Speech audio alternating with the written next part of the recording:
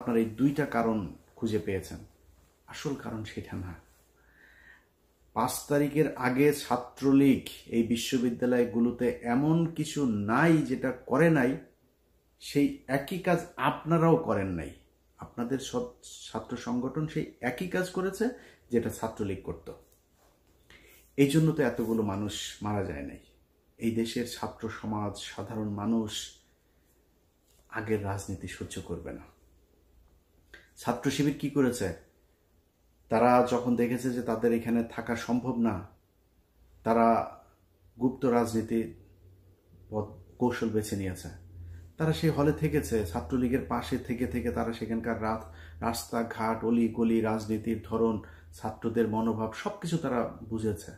বুঝে তারপরে 5 তারিখের পরপর তারা ছাত্রদের জন্য বাস, ছাত্রদের জন্য পানির ট্যাপ, ছাত্রদের আবাসনের সুযোগ সুবিধা, ব্যক্তিগত সমস্যা, পারিবারিক সমস্যা কার কি আছে, এই সমস্যা সমাধানের চেষ্টা করেছে। বিভিন্ন জায়গায় গুরুত্বপূর্ণ পদে তাদের লোকজনকে বসানোর চেষ্টা করেছে।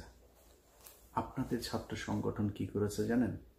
টিএসসির চায়ের দোকান, শাহবাগের ফুলের দোকান, ওইদিকে নিউ মার্কেটের ফুটপাতের দোকানপাট, এগুলো থেকে চান্দা নেওয়ায় ব্যস্ত ছিল। কে কত খাবে সেটা থেকে। আপনাদের এই ছাত্রদেরকে দেখভালের জন্য আপনাদের যাকে দায়িত্ব দিয়েছেন মহামান্য তারেক রহমান সাহেব, তিনি এবং তিনার পুলিশ কর্মকর্তা স্ত্রী মিলে যে লুটপাট করেছে তারেক রহমান, আপনার সেই আগের আরেক গিয়াসউদ্দিন আল মামুন আপনার আশপাশে অনেকগুলো জড়ো হয়ে গিয়েছে।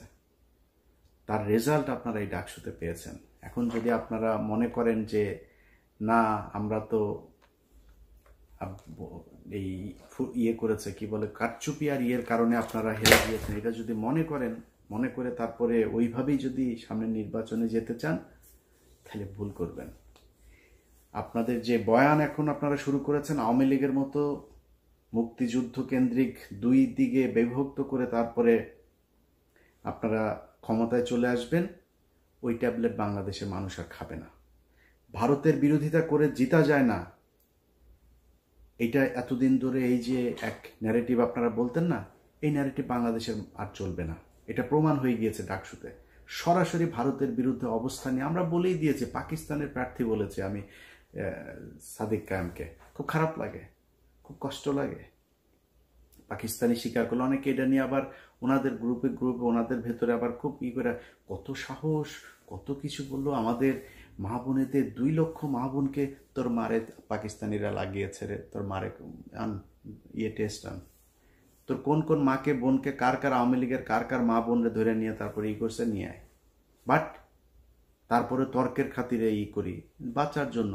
এখন আমি যদি বলি যে পাকিস্তানের মিলিটারিরা আমাদের মা বোনদেরকে ধর্ষণ করেছে, ধর্ষণ এই কথা যদি বলি তাহলে তো বাংলাদেশের সব জারজ। আমি তো এটা বলবো না, আমি এটা বিশ্বাসও করি না, আমি এটা জানিও না।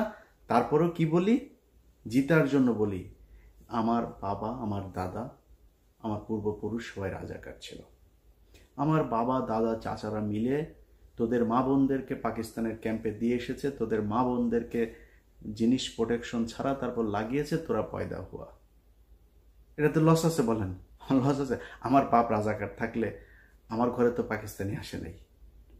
আমার বাপ তো আমার মারে নিয়ে দিয়ে আসবে না, তোর মারে নিয়ে দিয়ে আসে, তোদের মাদেরকে নিয়ে দিয়ে এসছে। লাভজনক যেটা সেটা তো বলবে, লাভ কে না বুঝে। আমি লাভজনক জায়গায় আছি, এই কারণে মাঝে মধ্যে বলি খুব খারাপ লাগে না পাকিস্তানি। আরে বেটা, পাকিস্তানি তুই যে মানুষের যে পাকিস্তানি রাজাকার বলিস, পাকিস্তানে যায় নাই কোনোদিন। পাকিস্তানের রাজাকার যাদের বলিস তারা যায় নাই। তোদের হিন্দুস্তানের রাজাকাররা সব এখন তাকে হিন্দুস্তানে আছে, সব ওইখানে গিয়ে আছে। সমস্যা হইলেই দৌড় দিয়া তোরা ওইখানে যাস সারা জীবন। তোরা হচ্ছে দাদাদের পয়দা। এই দাদারা তোদেরকে বর্ডারের ওই পারে গিয়েছিলি, তারপর ওইখানে যাওয়ার পরে তোদেরকে প্রোডাকশন দিয়ে দিয়েছে, এখনো তোরা সেই রক্তের টান ভুলতে পারিস না। তো এই দাদাদের যেই রক্তের টানে যারা এই দেশে রাজনীতি করে তাদের সংখ্যা কিন্তু কম, খুব কম সংখ্যক লোকজন এই আপনাদেরকে ভোট দিতে পারবে, যাদের ভোট আপনারা নিতে চাচ্ছেন। এর বাইরে কিন্তু আর কারো ভোট পাবেন না। অতএব ওই ন্যারেটিভ থেকে আপনাকে বের হয়ে আসতে হবে। বিএনপি যদি মনে করে যে শুধুমাত্র আমরা আওয়ামী লীগের মতো এই পলিসি খাটায় তারপরে নির্বাচনে গিয়ে পাশ করে আসব, তাহলে বিএনপিকে মাথায় রাখতে হবে তাদের অবস্থা, তাদের ভবিষ্যৎ এই আওয়ামী লীগের যা হয়েছে সেই রকমই হবে। সিদ্ধান্ত আপনাদের, সিম্পল, খুবই সিম্পল ইকুয়েশন। যেটা আপনারা মেনে নিতে চান আপনাদের সিদ্ধান্ত, আপনারা যেদিকে যাবেন এবার যান। আমরা বাংলাদেশের মানুষ, আমরা যারা কিনা এই মুক্তিযুদ্ধের এইসব এই বয়ান টয়ান এগুলোর ব্যাপারে যাদের অ্যালার্জি আছে আমাদের, আমরা আপনাদের এই মুক্তিযুদ্ধ নিয়ে খুব কাজ করতে চাই। আমরা এখনো চাই মুক্তিযুদ্ধে কতজন মানুষ মারা গিয়েছে খুঁজে বার করেন, মুক্তিযুদ্ধে কতজন নারী ধর্ষিত হয়েছে, আদৌ হয়েছে কিনা সেটা খুঁজে বের করেন, কতজন রাজাকার ছিল, কারা মুক্তিযোদ্ধা ছিল, আদৌ কোনো মুক্তিযোদ্ধা ছিল কিনা এটা আমরা দেখতে চাই।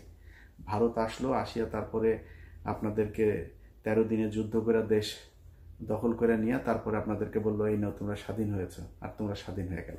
কিসের বালের স্বাধীনতা? এটার নাম স্বাধীনতা?